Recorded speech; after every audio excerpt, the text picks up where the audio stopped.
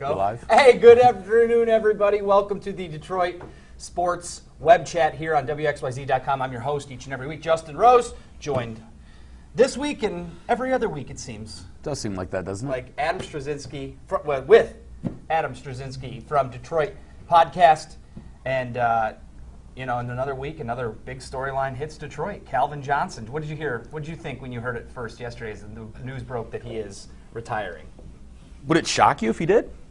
No. I mean, the way this is, the longer and longer this goes on, the more and more I feel like he's already done. His both feet are out the door. Mm-hmm. So the longer this kind of stretches out, and then, you've got ESPN doing what ESPN does, and you've got the Lions doing what the Lions do, and there seems to be some kind of miscommunication there. And in the end, it just seems like Calvin's already got both feet out the door, and all he's doing is waiting to grab his knapsack with all of his gear and just kind of right off into the sunset. Yeah, well, we're gonna debate this topic at length in the next 30 minutes or so. But we also have recruiting analyst Tom Van Haren from ESPN. His National Signing Day is on Wednesday, so we're gonna get him on the line. We're gonna talk to him. But we also want to hear from you, so we want to make sure that you are able to communicate with us throughout the show because your questions and your input are a vital part of what we do here each and every Monday. So take notes of this. How do you get involved? Well, it's easy. You can tweet at us. JRoseWXYZ is my Twitter handle. Max White. Max, let's say hello to the people. Hello, people. Max White, WXYZ. He's our sports digital producer who's taking all those questions you guys send in. And Adam Strozynski from Detroit Sports Podcast. Detroit, let's see, your Twitter handle is what? Adam R. Stroz, S-T-R-O-Z. And give your plug for the Detroit Sports Podcast. I will be on Friday. At Detroit Podcast, that's right. We're going to have you in for a one-on-one. Yep. It'll be good. So you can find out all kinds of great information about Justin. Oh, super. It's going to detail his career. It's going to be good. Oh, boy. It'll be interesting. I don't know about that. But anyways, we also have the phone lines that are open that we want to get you in at as well. 248-356-0077. The number's right there. That's why I do this. 248-356-0077. So get the calls in. What do you think about Calvin Johnson retiring? Is it a failure on the Lions' part? Is it him failing to stay in the league and try to contribute and try to win? Where are you at with it? Because there's two sides of this story with the Calvin Johnson retirement thing. Is it like a Barry Sanders moment? I don't feel like it's as sudden or as shocking as the Barry Sanders retirement. Now, the timing of it is much different, as we've talked about before. Barry Sanders retiring right before training camp, whereas now the Lions have, if it is true, by the way, let's put the caveat out there that the Lions are standing by their comment that they made early on about after the season saying, look, he hasn't told us and we haven't told him what our plans are yet. So they're sticking with that. Adam Schefter usually doesn't just spout off about things. Yeah, he's usually well connected.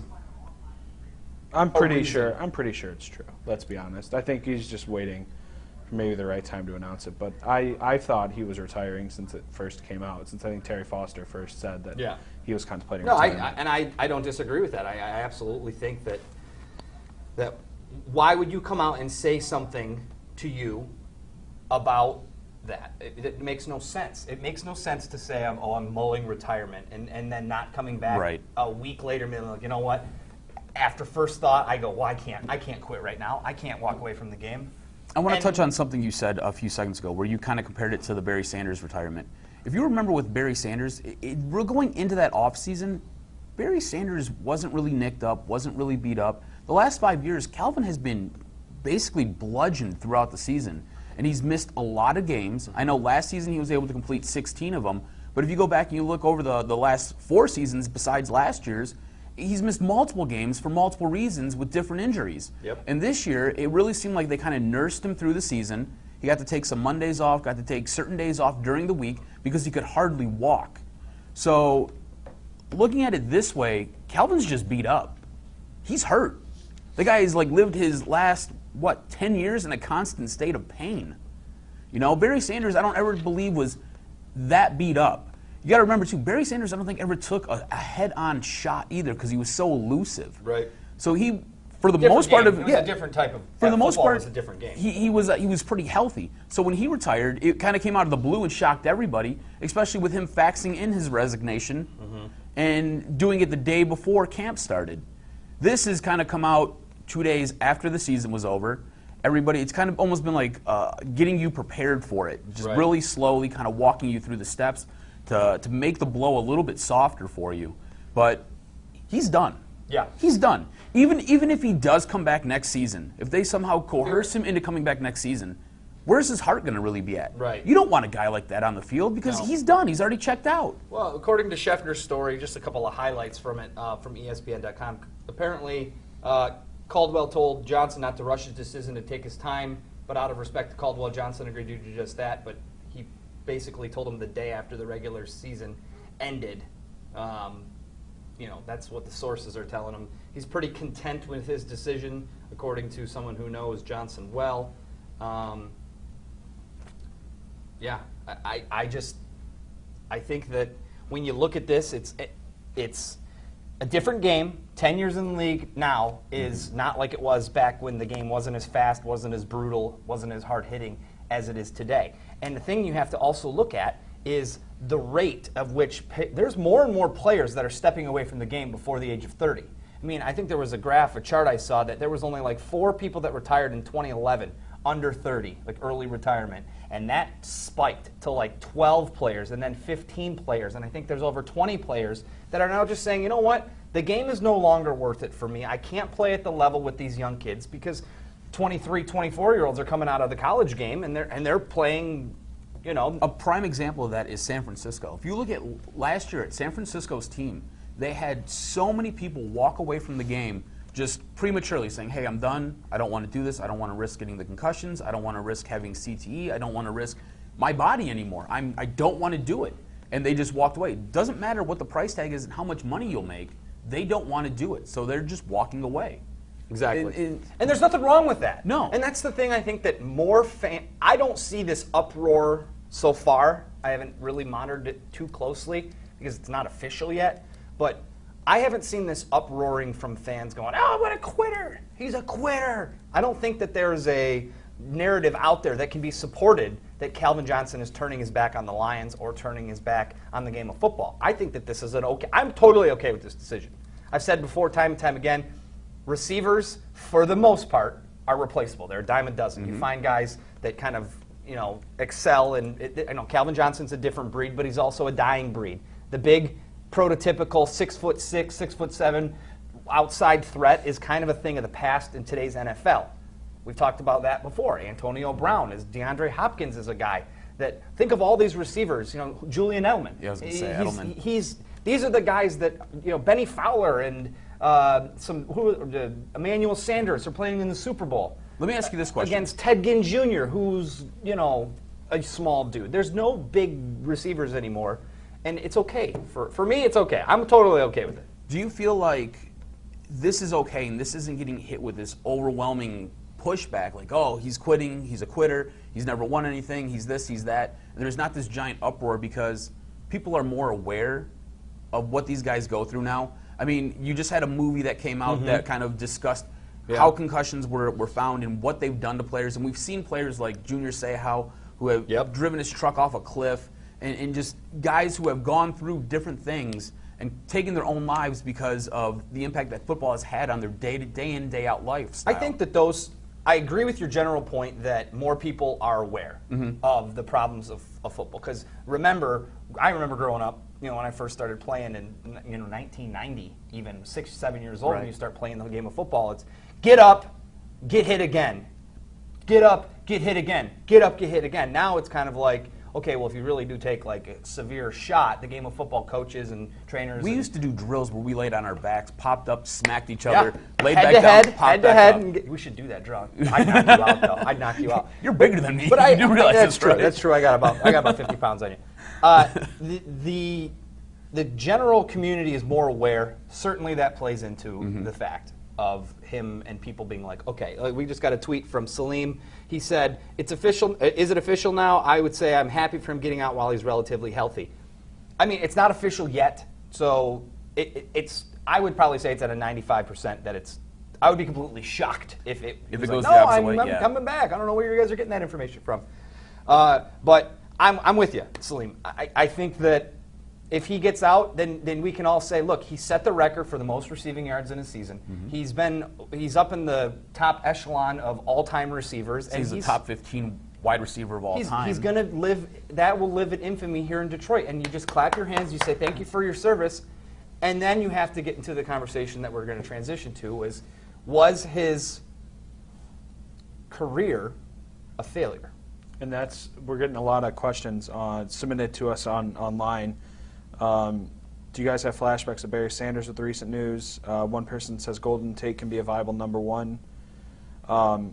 Nancy said, enjoying the chat so far, tired of people comparing Barry to Calvin. Barry did much more than Calvin. Calvin equals wasted career. Nancy. Those are harsh words. Nancy. I don't know. Whoa, Monday morning, Nancy. She is a fierce one. You know,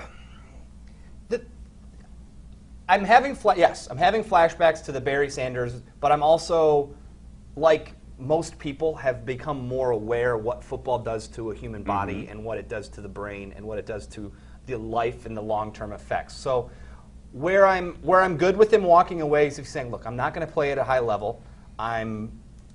He's not quitting on the team, guys. I don't believe that. This is for a lifestyle. You got to realize he has a child who I believe is maybe 3 to 5. He's younger. He's getting married. Yep. So he wants to be able to live his life basically the same way you and I do. He doesn't want to be able to bend over and not be able to get back up because something's either gone or blown out. It's terribly important for him to continue his charity work down in Atlanta. He wants to go back to Atlanta. These are all, I mean, it's like everybody who finally hits their peak at a job, they're like, I got to move on.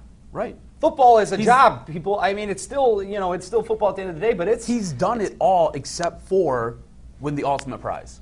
And I think that's where everybody kind of fault. Exactly. And that's where people I think are like his career is a waste. He was so good, he was so talented, and for probably a 4-year stretch, he was the best wide receiver out there, bar none. And he didn't win anything. Never even won a playoff game. If anyone's going to be looked at as a failure for this, I'm looking at the franchise. Well, that's what I was going to say. I mean, this because is he was a part of the 0-16 season, and that's when he racked up, I think, all of the yards. This is what the Lions do. I mean, they've had 2 players that are sort of once-in-a-generation players in Calvin Johnson and Barry Sanders. Both are retiring at 30. Well, one retired at about 30 years old. The other is possibly and probably will retire at 30 years old without, Calvin Johnson has never won a playoff game. He's only been to 2 playoff games.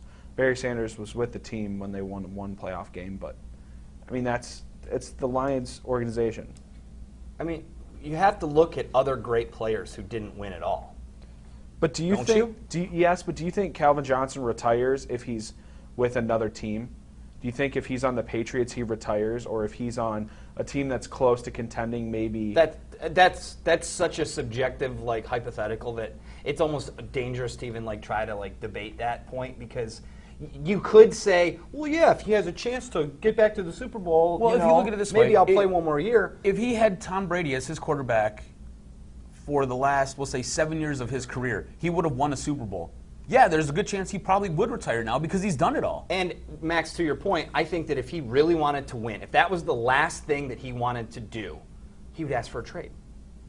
I want to go somewhere where I can win. I got 1 year left, and I can't win with the Detroit Lions. Which I don't understand why they didn't sit there and trade him at the trade deadline.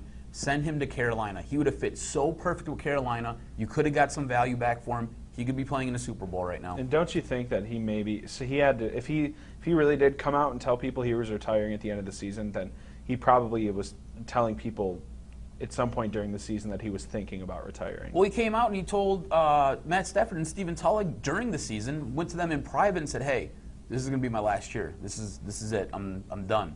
And then he told Jim Caldwell at the very end of the year, "Hey, I'm all done. No more." So I mean, people knew, and it just. This season was kind of a disaster, especially in the beginning. Second half, they kind of righted parts of the ship, but they played nobody, so read into that what you will. And again, he goes down in history as having all these records, but not winning anything, and that's what bothers a lot of people. Yeah. Matt Derry gets in on Twitter at JRoseWXYZ. Do you think Calvin telling Stafford shows that he isn't as mad at Stafford for getting him killed with those throws? Chris wants to know, can Adam share a story about who messed up his face from hockey? Apparently, I could. We'll get to that at the end of the webcast, so that's a tease for you. Stay tuned for that. Keep your questions coming in about where are you with this Calvin Johnson thing. Honestly, I want to know if you look back and applaud his career here, or if you think Where are you at with this issue? Because you could be in a lot of different places. Is this the franchise fault? Is it the Calvin Johnson turning his back on the team? Is it okay? Are you applauding this decision? I also think of the future ramifications of what it has for the Lions moving forward. Look, they're going to save like $13 million. He's going to have to pay them back. Great. They're going to free up tons of cap space. So if you want to make a run at a free agent wide receiver out there, go do it. You got the money to do it. The reason that the Lions hindered and couldn't put any talent around Matthew Stafford and Ndamukong Suh and Calvin Johnson is because those three players demanded like 60% of the cap. So you've got three players demanding half of your salary cap, and then you're going out there and you're trying to find supplementary pieces that are going to fill the voids, and that's when you get that second-level talent, that third-level talent, and you're trying to have starters who shouldn't be starters, at least full-time starters. I mean, you had a cornerback who was trolling the fields in a Vespa for most of the season. Yeah. With Rasheed Mathis. I mean, the guy was like that 100. mental image is amazing. Do you know what I'm saying? Exactly. Driving around, he's like those people at Meyer who drive around in the rascal scooters, picking stuff up and putting it in their baskets. Honestly, that's what you had for a cornerback because you couldn't do anything because you had no money. Yeah, and this will open up the opportunities for them to go out and find somebody. They'll be able to comb through the draft, maybe pick up a fourth-round pick like a Martavis Bryant was for the Steelers. Look what he did this year. His second year in the league, he turned it on. Do you realize every 4 times that guy touches the ball, he scores a touchdown? Yeah, that's pretty good. It's pretty amazing. Good, yeah. There's some fantasy advice for you. Go pick him up. That butt catch he had was in Denver was awesome. Or in Cincinnati, excuse me. That was awesome. All right, so we are going to. Here's a good question from Terrell. Are the Lions better or worse without Calvin? He's starting to think better. I think they're better. And let me expand on that. Yeah, before, clarify before, a little bit because I think you can't just say a blanket statement like that. You're very, very true. I think that they're going to be just fine without Calvin Johnson because what Calvin did offensively is he demanded a double team a lot of the times. Okay, so that would some people that will make him worse because he's no longer out there. No, it's going to make the team better because of just what we talked about, salary reasons, and you can find another viable wide receiver. As far as the question about Golden Tate being a viable number one, I want them to go out and find another guy who's opposite side of him that demands the type of attention. Hey, that Golden Alshon Tate Jeffrey's a free agent this year. Bang, bang, bang. I was going to bring him up because he's that prototypical type big guy. He So is. if you want to go out and get him, take him from your division rival, I don't know if that would happen, but it's something that you can consider. I'm sure he wouldn't mind a change of scenery. No, looking what's his face did with the Jets, Brandon Marshall, yeah, I was gonna leaving say. the Bears. Maybe So what a there's change a of couple scenery of does for a options. guy I there. think that the Lions are better off without. Now, if you're talking about 24-year-old Calvin Johnson, 25, come back, play. You're better with them. We need you. Yeah. We need you. Yeah. But I don't think that them losing him is going to make them go from a 7-9 team to like a 4-12 team. More to your point, they have more flexibility now where they can fill more holes because they have more money. They're able to sit there and build a more complete team, whereas before they had so much money allocated to, like you said, 3 players. You had Ndamukong Suh, you had Calvin Johnson, you had Matt Stafford. Ndamukong Suh left. You were still paying some of that cap hit. Now you have Calvin Johnson, Matt Stafford. They're still sucking up a lot of money. Calvin's leaving now, so that just leaves Matt Stafford. You now have a lot more funds that you can allocate to different positions, and you can go and you can address better talent now. And you're right, that will make you a better team. Yep. Whereas before you were kind of pigeonholed because you had all this money going to basically 2 guys last season. Yeah. And you couldn't do anything else. You absolutely couldn't. And on top of that, I think a lot of their plays, everybody sat there and they complained and they screamed and they threw a fit when Calvin Johnson didn't see the ball or didn't get targets or didn't get touches. Now you don't have that problem. You don't have to force feed Calvin. Because we had conversations about that last season where Calvin's not touching the ball enough. Calvin's not seeing the ball enough. Now you don't have to worry about that because you don't have Calvin. You can go wherever you want. You can do whatever it is that you want to do. Now you get to really see what your new offensive coordinator can do, what kind of plays he can devise for maybe a lesser talent but more of a complete team. Still don't think that you can necessarily. I mean, yes, other wide receivers in the league are lesser talents, but Per se. the Golden Tate, would you say he's a lesser talent than Calvin? No, I think he's. I think he's. You know what I mean? Like yes. that's what I mean. The He's not thing like is, this. He's no one. Not across the country. People aren't going. Oh, if we would have had Golden Tate, like we would be. Right. I think he's a very good wide receiver. I think he has very good hands. If you go and you look at his drop rate, it's very minuscule. But again, Calvin is different. It was like you said, he's a dying breed. He's a mammoth man who, at certain points in his career, coveted a triple team, and he still went up and rose above 3 different guys to pull catches down and score touchdowns. Those guys just don't fall off trees. Right. No. They're not just made. And it's like he came out of a laboratory.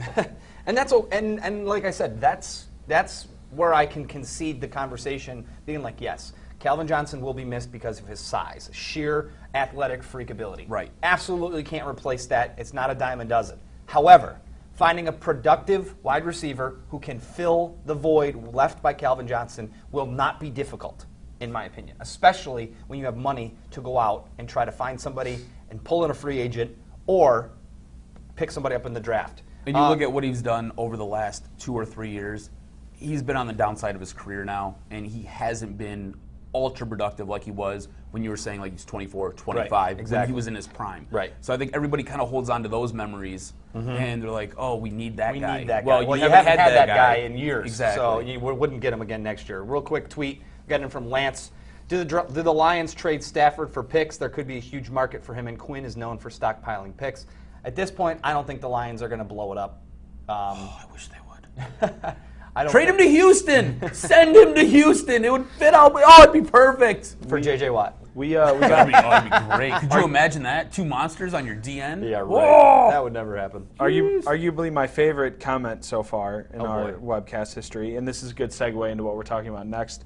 This is a question, more of a comment from Ric Flair. Oh! He said, "I can't wait to meet Justin on Wednesday." Woo! Woo! So, what's up, Rick? Ric Flair will be at signing day. I doubt that's actually Rick the Nature Boy, but still. You know, I met him once in West Virginia. If you're going on He Wednesday, came to- I'm pretty No, Casey jealous. Hollins and Brad will be on the coverage. Because you got Ric Flair there, Derek Jeter, Yep. Tom Brady. Yeah. I'm just going to go hang out with Mark It's going to be an Antonio. all-star. Jim That's Harbaugh it. will be there. It's going to be a boring fest in East Lansing where they sign their best class ever. We've we got Tom Van Haren, ESPN recruiting analyst. Yep.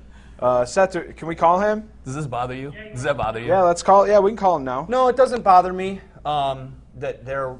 Look, I really do feel like Michigan State gets overshadowed all the time really wanna by know how the they things got that Ric Michigan Flair. does. it's not that it's to me. I look at it like, look, every school's going to do their things differently. Everyone's going to, and look, Harbaugh has flair, not just Ric Flair, but like he has that charisma. He has that. I wish you would come out in a maize and blue boa, just in a sequins robe. The guy is in the newspaper for helping people in traffic. He's in the newspaper for taking his shirt off. He's in the newspaper. You know what I mean? Like we're talking. It's like it he's always a polarizing follows, figure, and that's okay if that's the way that if that's the way that Michigan wants to do it. That's the way that Michigan's going to do it. And Jim Harbaugh just came out in the Players Tribune with his own written piece. A really good thing about coming back home to Michigan and how happy he is there. it's great. It's a really good article. Check it out. I tweeted it out earlier if you want to check it out. It's also on WXYZ.com. Good plug. But it's a great website. That's how they want to do it, and that's okay. And the glitz and the glamour and stuff, and still it's all shiny and new. So it's something that I don't, as a Michigan State grad or a person who follows that program, I follow both programs equally as close. They just do it different ways. Right. And while a Michigan State fan may be like, well, this is over the top, and what a waste of time. It's like Michigan thinks it's pretty cool. All the kids that are going to be there are going to meet Tom Brady and Derek Jeter and Ric Flair. And, that's what they want. That's how they want to do it. That's how they're going to do it. So Michigan State's going to have a pretty standard, and it'll be interesting to ask Mark D'Antonio, like, so this is it, huh?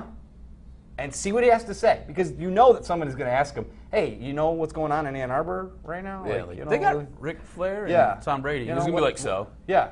And so that's exactly what it is. That's the difference of the cultures a little bit. And, once we get Tom here on the phone, we're going to have him call in here in a minute. So, but that's funny. That point is brought up because I do think that, I don't know if you have an opinion on this. We'd love to hear your opinion on it as well. 248-356-0077. Are you, as a Michigan State fan, are you quirky? Are you looking at Michigan's little party on Wednesday as a weird thing? Are you not? Are you a Michigan fan who thinks it's great? As a Michigan fan, I sometimes think all of the hype and all of the media coverage, I don't want to say it's a negative light because all publicity is good publicity, right? To a certain degree, yeah. I don't think it's a bad thing. It just sometimes I'm just like, this isn't the way Michigan normally does it. But you're right, Harbaugh's going about it totally different. I mean, the dude's climbing in trees. He's sleeping over at people's houses, which I think is totally weird. Totally but weird. He's doing it his way, and like you said, he's a polarizing character, and that makes the things that he does very polarizing. And it's just kind of the way it is. Polarizing figures. I know all about polarizing figures, and a certain polarizing figure that joins us now via the unnamed hotline. That's a sponsorship. We can get that. That's an opportunity. Want to sponsor the hotline? You can do it. Tom Van Haren from ESPN.com, recruiting analyst. He's actually getting that FaceTime out there on SportsCenter today. Tom, what's going on, bud? We have a busy week, a busy day. We got a lot going on. Signing day is approaching, so there's everything is happening is a phrase that I'm going to be uttering over the next couple days. Tom, you were on the Suburban Ford 7 Sports Cave yesterday, and we talked a little bit about the accelerated nature of recruiting and whatnot. Signing day this year seems to have a lot of drama going into it. Is this year different or the same as other years? No, I do think it's different, and I haven't pinpointed exactly why it's different or why there is more drama, but I do think there is more drama this year.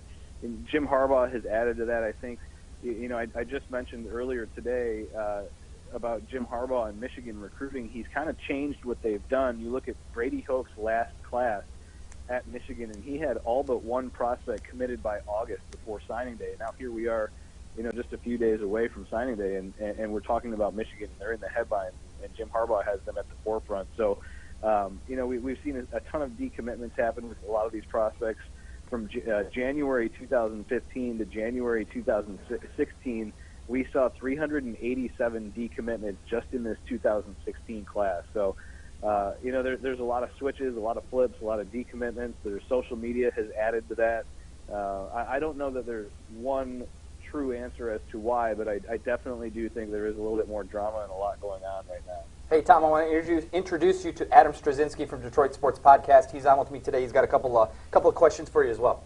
Tom, how you doing, buddy? I'm doing great. How are you? Excellent. Me too. So Jim Harbaugh has come under a lot of scrutiny lately for the way he's gone about his recruiting, sitting there pulling some commitment letters from some guys as we approach signing day. Nationally, how do you think that's getting gauged, and what's the reaction to that? Well, for one, I actually talked to a coach about this. He said Jim Harbaugh, the negative stuff, it kind of just bounces off of Jim Harbaugh. He's got thick skin, and he doesn't really, it doesn't really impact him because he knows what they're doing, and he knows the direction that they're going in. And you look at all this stuff, and it's kind of snowballed into one topic that the national media and everybody has kind of piled on, and they've run with this topic and talked about it, so it's become an issue. And I spoke with Michigan's recruiting coordinator recently, Chris Partridge, about all this. And, I think with each decommitment and each recruit that we've seen in the headlines recently with Michigan, it's a case-by-case scenario. Each one has been different. And I think maybe if there was a negative here for Michigan, maybe it was the communication wasn't 100% there. I think looking at these prospects, though, I think there's another side to the story. There's another side with Michigan as well that Jim Harbaugh mentioned at his press conference with Ward Manuel, that it's a meritocracy, and these prospects also need to hold up their end of the bargain. There's an academic side to this. And President Schlissel, the president of the university, mentioned that coaches can offer prospects and they can take commitments, but they can't admit prospects into the school. The admissions office does that. So I think he said that on purpose. I think that was strategic as well. There's two sides to this, and unfortunately for the coaches in this situation, they can't comment specifically on recruits until signing day, and we'll see if Jim Harbaugh does comment on it. I do have a hunch that I think he will comment on it. We'll see what he says, though, if he goes into specifics or if he just kind of gives a broad picture of maybe what happened. Yeah, Michigan's recruiting class as of today ranked 5th in the country. Michigan State's 19th according to the ESPN Recruiting Services rankings. Tom, give us a couple of names for each school, if they could close on that, and where you think both schools will finish when it's all said and done on Wednesday night. Sure. Michigan State, there's an interesting prospect out of Ohio. He's not originally from Ohio. He's actually not originally from America. He's from Africa, Prince Salmon. He's played defensive end, but I think maybe an offensive tackle in college. He's kind of grown. He's grown through the roof. I believe he's about 6'7", 6'8" right now. He's a guy that I could see Michigan State being in on until the end. And then you talk about both schools, to segue over to Michigan. Lavert Hill, the local prospect out of Detroit King, I think he's probably one of the bigger pieces right now, and he's one of the bigger head scratchers right now too. I don't think a lot of people really know where he's going to go. I think Michigan and Michigan State probably ends up at one of those schools, whichever one he lands at. I think is getting a really, really good prospect. And then for Michigan, I do think this is going to be an interesting signing day for Michigan. You know, number 1 ranked Rashawn Gary is the main target out there, or the biggest target out there. He announces with us on signing day at 1 p.m. on SportsCenter, and I think the general consensus, everybody believes that he's going to go to Michigan. I don't know that for a fact. It's just kind of, you know, from hearsay and gathering information. I do think Clemson's in the picture. He just took an official visit to Clemson this past weekend, and I do think that they made an impression on him. So we'll see where he ends up. I think a few schools could be in that conversation, maybe Ole Miss as well. So going to be an interesting signing day for both teams. Tom, I'm looking forward to watching you on SportsCenter here in about 10 minutes. I'll give you a quick little plug on that. Appreciate you joining us for a couple minutes today, and as always, have fun out there in Bristol. All right, bud? Thanks, guys. Have a good one. All right, see you, babe. Thanks, Tom. All right, well, there he is, Tom Van Haren from ESPN. I open up the recruiting page, and look what do I see? A year of recruiting adventures with Jim Harbaugh. So Michigan is clearly back on this national stage when it comes to recruiting. They've been in this top 10 with Brady Hoke's classes over the years. The product didn't turn onto results on the field, and that's the way I kind of want to take this conversation is it's fun. Recruiting is fun. It's a great thing to follow. I know people do it religiously. People are paying. People get so hyped up about it. They get so hyped up about it, and then it's almost like its own season of football. And then once it happens, you hardly hear from these kids until 2 or 3 years later. Say, yeah, it's like 3 years later you sit there. It is a fun thing to realize, but know that maybe only Rashawn Gary is going to be a guy for Michigan that comes in and plays right away as far as impact freshmen. There's only a handful of guys. Jabril Peppers was that guy, kinda. Remember his freshman year? You probably don't. You remember his sophomore year? You do. Because he was unbelievable. So, again, it's going to take time for these guys to get to college, learn the system and learn how to be a student athlete, which is a very difficult thing for some of these guys who've kind of been pampered a little bit throughout their high school career. So it is a fun thing. Recruiting is a fun thing, but I'm not ready to anoint anything for anybody until 2 years from now when I see these guys making impacts as redshirt freshmen or redshirt sophomores. I mean, that's the thing. It's an entirely different game. I mean, it's not a huge percentage of kids that make it from high school to Division I college football. Very so they're playing against guys they've never played. They're playing against guys that they've never played against before, and guys in forms they've never played against, because you're not usually playing against yourself in high school football. Yeah, if you're the best player on your team in high school football, you're playing against. I mean, I was a very, very, very average football player, probably below average. There are probably people out there who would say I was below average.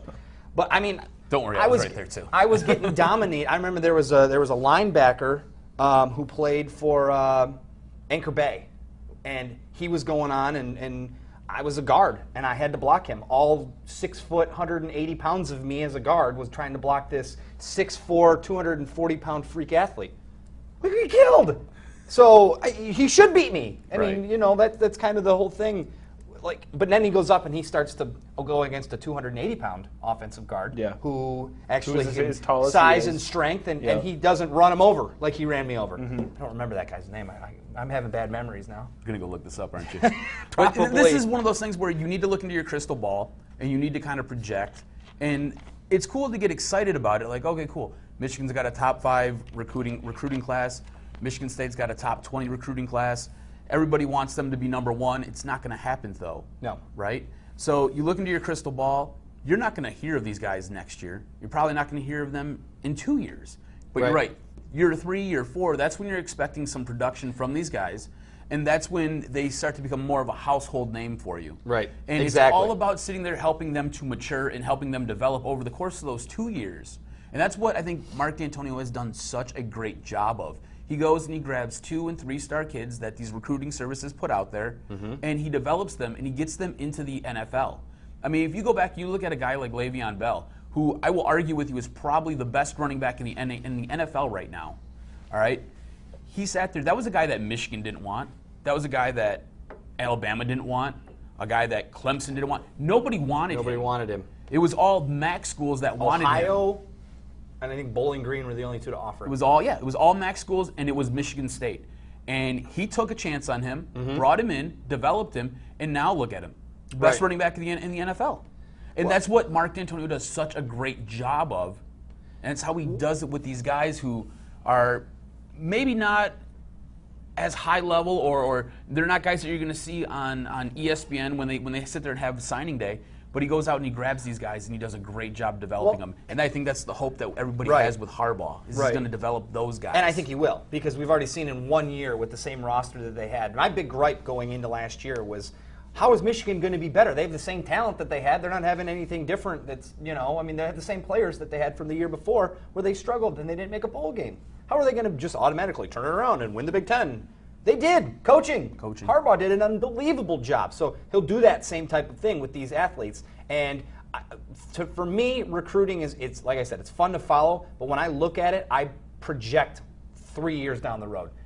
And when I look at how things are going to go for Michigan and Michigan State, I think Michigan has a real chance with the returning starters that they have and the key pieces that have been developing to win the Big Ten next year. I think 2018, for me, Michigan State's best next chance to win a national title will be with this class as juniors and sophomores and the other pieces that they have around it. I mean, but that's how I look at the recruiting mesh with. Would you say the same thing with Jim Harbaugh? Because now he's getting a chance to bring in his guys that he's recruited, and then by 2018 he'll have 2 years to teach them. I'm not saying you were missing out. I just wanted to. I definitely think that we've seen Michigan have so many victories in February when it didn't matter over the last 5 years, 6 years, 7 years with Brady Hoke and Rich Rodriguez. I mean, we had 4 years of the September Heisman. Come on. With Gardner and Denard Robinson. And what was the McGuffey? Sam McGuffey. Sam McGuffey. Yeah, I mean, you had all of the recruiting victories in February that won you 0 championships. Exactly.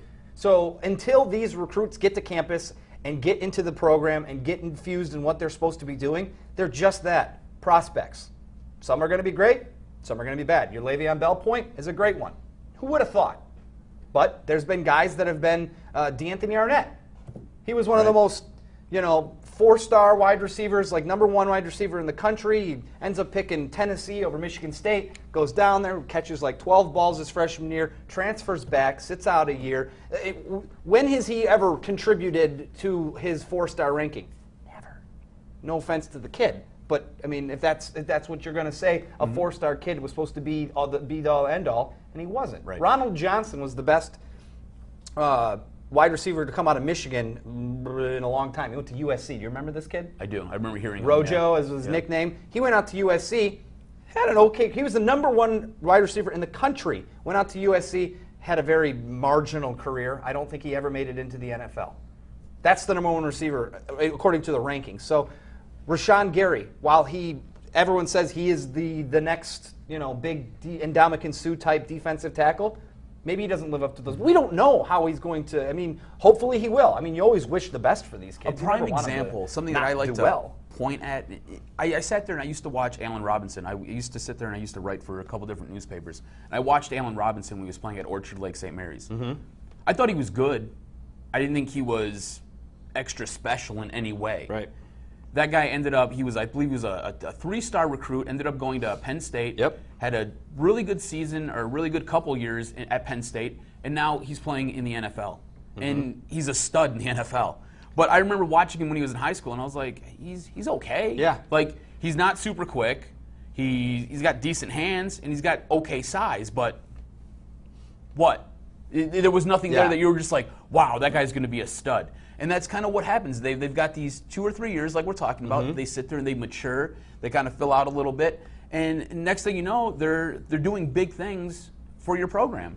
And that's what I think everybody hopes. Whether you're bleed green and white or you bleed maize and blue, that's what you want. You got that 2 or 3 year window there where they sit there and they develop, and you're hoping that your coaching staff can do something with them And it's not like the Hulk era where you would get these top 5, top 10 recruiting classes, and those guys would basically, what you got them in as freshmen, that's what they were when they were sophomores, what they were when they were juniors. That's what they were when they were seniors. There was no development. It was a straight path. Some of them went down even. There was no trajectory up.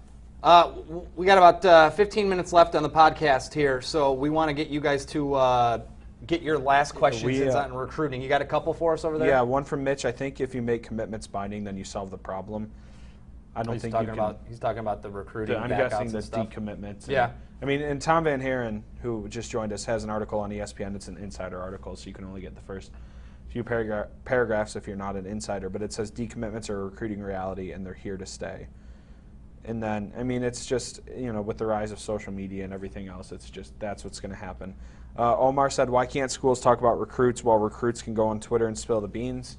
Well, the NCAA. Well, and it's really a flawed system that the NCAA has set up here. And unless you're going to adjust the whole, unless you're going to change the entire thing, this is what you're going to have to live with. You're going to have to live with a coach climbing a tree and having sleepovers and pulling commitments from guys, and those guys either not living up to their end of the bargain, like he said, or whatever the actual story is. Because again, two sides to every story. Right. Somewhere in the middle, the truth is. It's what it is, and don't expect Michigan or don't expect Harbaugh to come out after signing day and sit there and put these kids on blast that the commitments were pulled from.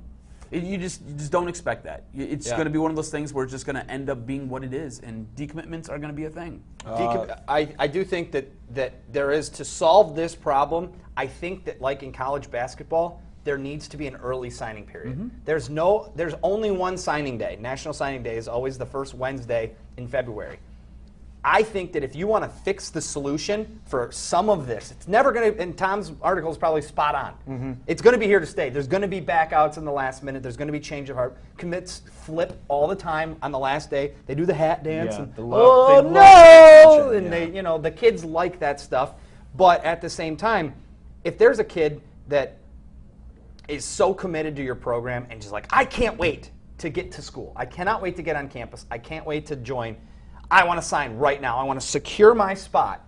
It's a two-way street. So your school could be like, okay, you're the quarterback recruit for 2016. We need you. We can't lose you. You can sign here. We're ready to go with you. You can sign now in the early signing period. But at the same time, if the school's half and half on a kid and he's a plan B or plan C recruit and you got plan A out there who wants to wait till signing day, maybe you don't take B or C on the early signing period. It can be a thing where I think that the early signing period would just help alleviate some of the problems, but it would also still cause more and create different problems as well. So also, I think there is no way to completely... If you limited it too, because you've got coaches going out there and they're scouting like 7th grade basketball and 7th grade football games, offering these kids recruitment letters.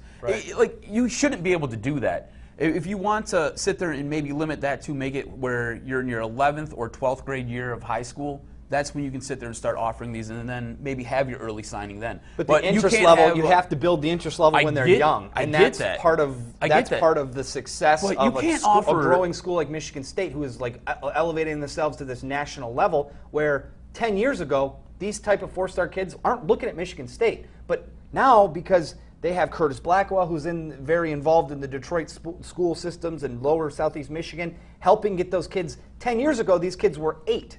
Right. Now they're going to Michigan State because of that 10-year commitment to Michigan State. And that's fine, but you don't have Mark Antonio offering an 8th grader like a letter of intent here, like, hey, we want you to come to Michigan State. But do you know what I'm saying? Yeah, I mean, those cases are a little. I mean, you had USC doing it. Yeah, that's toned with down quarterbacks a little bit. and wide receivers when they were 12 years old. Like, what are you going to do with a kid who's 12?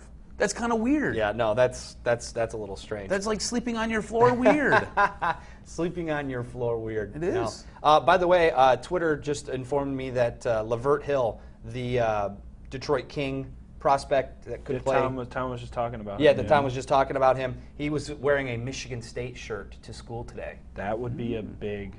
That would be a big signing. Well, my gut says he goes to Michigan State simply because all of his boys are, have already enrolled there. The Dream Team 2016 is kind of the thing. He was really big on Michigan State when he was still committed to Penn State. I think that he's liked the recruitment from Michigan as well. He could go to Michigan. I mean, who knows? I don't know. I don't have any inside information here. I see that kid as a fit for the Detroit King pipeline that's been developing for Michigan State. For him to go there, I think he'll have a better impact because if he wants to make it to the NFL, which is all these kids' goals, don't get yourself twisted. That I want to go to Michigan or I want to go to Michigan State because that's where I want to go to school. No, where am I going to go to get me into the NFL? Lavert Hill comes to Michigan State, probably becomes a lockdown corner in his second to third year, and gets drafted in the first or second round. I mean, I can see it. Now he could do that at Michigan too. Look at what they've done with Jordan Lewis. It's true. So I'm not saying one really school is better than the other, but nowhere.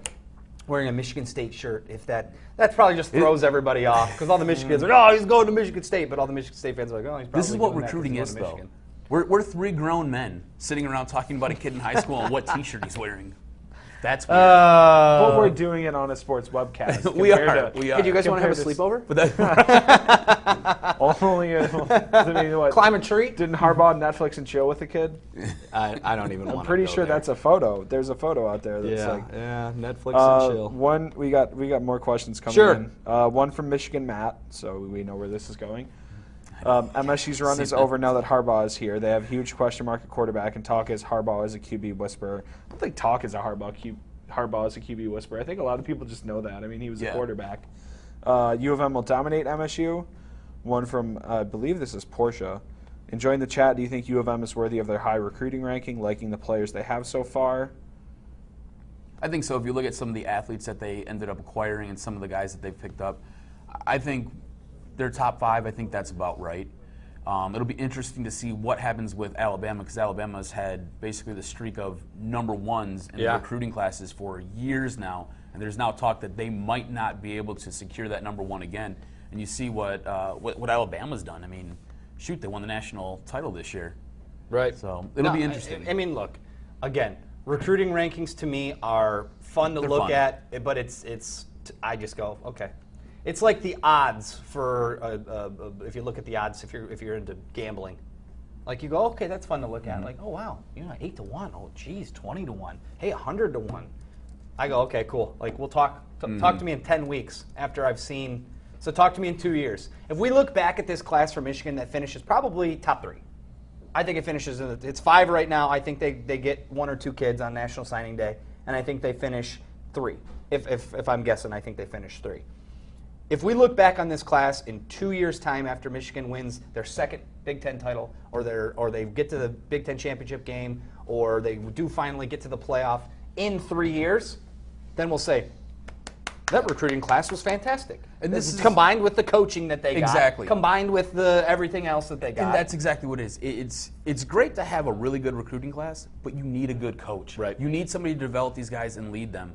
And you need both. And that's what you've seen with Nick Saban, and that's what you've seen with Alabama. You get the number 1 recruiting class, and you've got a great coach who develops these guys. And they have attrition over the course of years where just guys who were high recruits ended up just leaving the program to go play somewhere else because there's such a pipeline of guys who are in front of them that they're like, we're not going to get a chance to play, so we're going to go somewhere else. Yep. And they have that attrition, and they're able to withstand it and still win national titles.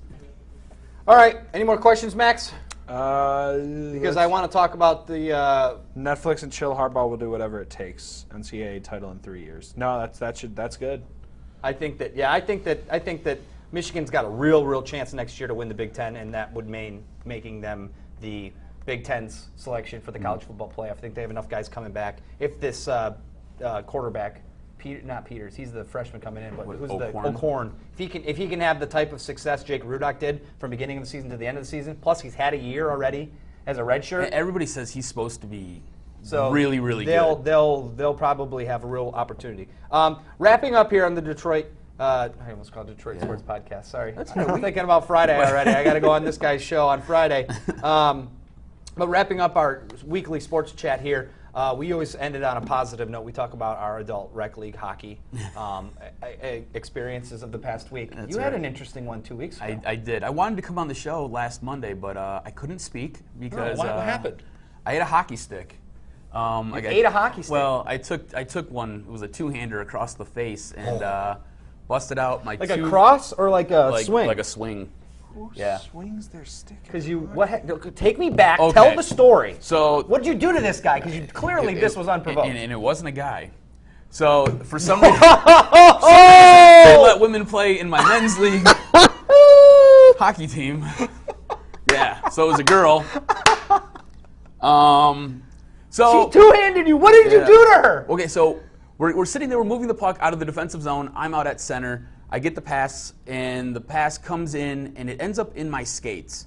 So this girl comes up, and she tries to body me. She tries to check me. I don't really move because I'm much bigger than her. She then slashes at my skates, and the puck ends up going off to the boards. I push her in the shoulder, and I go skate for the puck. Next thing you know, I'm on the ground coughing my teeth up.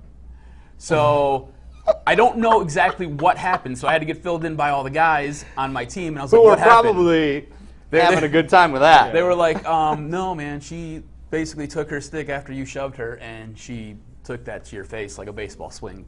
So she knocked out 2 of my teeth. I have a busted lip. This is kind of gnarly and gross, and I had to get a couple stitches in here. The whole inside of my mouth was busted open, and I had to go to the ER, and they had to cut parts of my mouth up. What happened to this girl? She ended up getting a 5 and a 10. And she got okay, what about, like, other than suspensions? None. Wow. Which blows my mind. The politics at the place where I play, it's awful. So. Well, let this be a lesson to you to wear a full. This is the moneymaker. So Yeah. I'm wearing a full guard. Yeah. And I'm not taking sticks across the face because I now have a cage, and I absolutely hate it. Oh man. I used to wear a half shield, and that was after I took 2 pucks to the eye, like both eyes. How Awful. So funny, dude. yeah, That girl I've got- whooped you. Yeah. So I've got some new teeth coming. After I leave here, I'm gonna go get some more dental work done, and then Okay. in a couple weeks, I'm gonna have some more dental work Oh done, my and gosh. hopefully the And grill this- looks right and this soon. girl just gets away without Just having to pay for any of this. We should Murder. sue her. That's my mom said. My mom was so upset. You know how your mom know, gets, right? right? Yeah. Oh, my poor little baby Adam Right. gets his teeth knocked out by She's a like, this girl. is. I can't really say what she said, but Oh, my God. she was not happy. She was like, you should sue her. That you need to is- look into this. That is actually I was well like- for your damages. For damages, that's the best part. My emotional damages. I think You have there to live there with was that. some Let me put it to you like damage this. there. Let me put it Yeah, to you I like would this. say. When I went to the dentist, the nerve was hanging out of the one tooth. That's how bad the tooth was busted up. The dentist went in with like a set of tweezers and just pulled the nerve out. And like that was basically how the Okay. root canal was done. Okay. It was like it's all over. Oh, we gotta move Cleaned on from up. this. Well, I scored another hat trick. That's my 3rd in the last 5 games. I'm So telling you, I'm gonna catching need fire, man. I'm gonna need you to sub on my team. Okay, you call me up. I'll come and play. When's the next game? We normally play on Sundays when you play, but I think Well, our hopefully, games are, you know, if it yeah. can be the front end of the back-to-back doubleheader, you know, I can zip down. All right, Adam, as always, thanks for your time, man. I appreciate you. it. I will be on his podcast, the Detroit Sports Podcast. You can follow them on Twitter, Detroit Podcast. Will be on Friday, and that'll be out over the weekend and whatnot. Hopefully, they don't ask me embarrassing questions because I do We're have, just gonna, I we're do gonna, have we're gonna one. talk about your rec league hockey success. I do have one where athletically a female might have bested me. Oh, really? I will not share it today. That'll be the tease for the Detroit Sports Podcast on look at Friday. that. Max, thanks, man. Thank you. We'll have this up later. Yeah, we'll put have this the on. interview with Tom Van We'll put Haren. this on the line. We'll also have Adam's embarrassing story on the line. You can check that out at WXYZ.com. Great story today about the Oakland men's basketball team and how they have support from the Oakland men's swimming team in a very awkward way. That sounds. It's another good tease. You're going to have to Yeah. check that story out at 5 o'clock today on WXYZ. It'll also be on the line when we finish. Stop saying on the line. I just watched The Internship the other day. It's a great movie. Oh, yeah. I actually like that movie. People gave It's a good movie. People gave it a I'm bad fan rap. of I that. actually like that. Max, 9-volt battery to the tongue now. No. Do it. No. Come on. Just, we got to go. He's got 2 of them over He's there got too. 2 more. Electrocute yourself. What are you doing over there? That's all the time we have for today. Have yourself a great Monday and great week. We'll be back here next Monday, 12:30 to 1:30 as we are each and every week. Have a good one.